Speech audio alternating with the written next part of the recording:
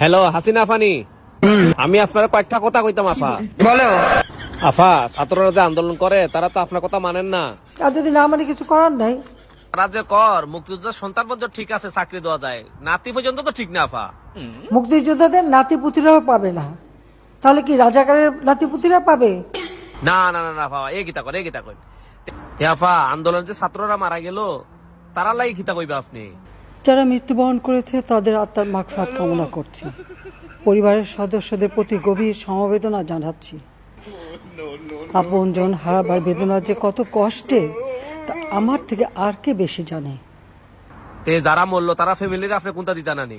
রিক্ত আমি নিঃস্ব, আমি দেবার কিছু নাই, আছে শুধু ভালোবাসা, দিয়ে গেলাম তাই।